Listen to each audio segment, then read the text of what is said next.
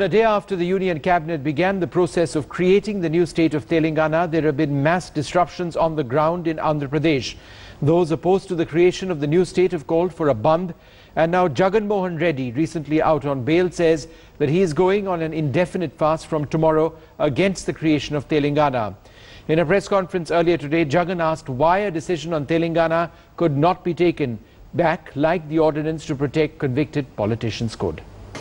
Public transport off the road, no buses in fact coming in even from the neighbouring states, schools and colleges all closed, and the government employees have already been out on the streets for more than 2 months now. Right now their single point of their agenda is to seek resignation of their ministers and MPs and MLAs belonging to the Congress party especially. But inside the Chief Minister's office, outside which we are just now standing, the discussions are going on. They are actually quite hopeless, I would think. From what we are hearing, some of them are of the opinion that some drastic action is required in order to make it obvious to their central party leadership about the kind of pressures that they are facing on the ground. On the other hand, several other people are saying that they need to hold on to their assembly seat or to their parliament seat in order to be able to vote against a resolution on Telangana, whether it is in the state assembly or in parliament. On the other hand, Jagan Mohan Reddy is really heating up the political environment, saying that he is going to sit on an indefinite fast from tomorrow. Already the 72-hour bandh called by his party and 48-hour bandh called by the non-gazetted officers, the government employees, has been largely successful.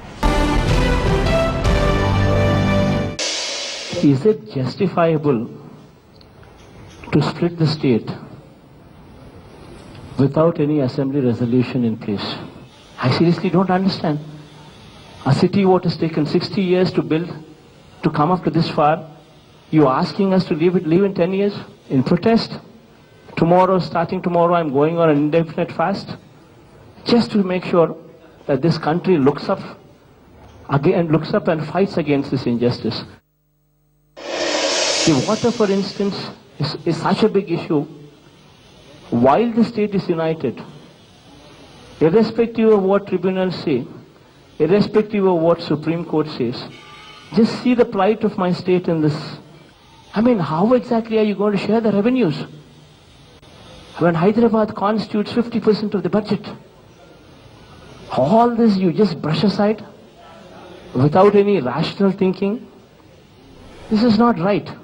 I am hurt and aggrieved at the way the decision has been rushed to bifurcate the state, and we were hopeful that the Antony Committee would hear the grievances and the concerns and do the course correction in the direction that would be given to the government in order to proceed with the bifurcation.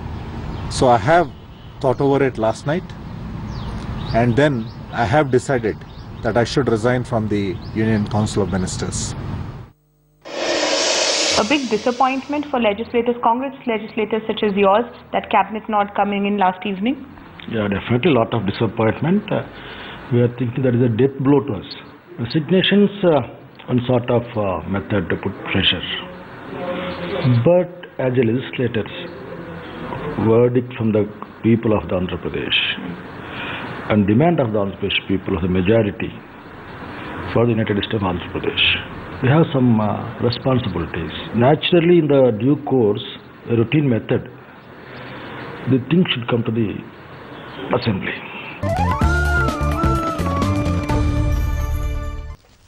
Our colleagues, you see, they remain in the cabinet, they have expressed their concern, and we'll have to take them into confidence. We'll try our level best, you see.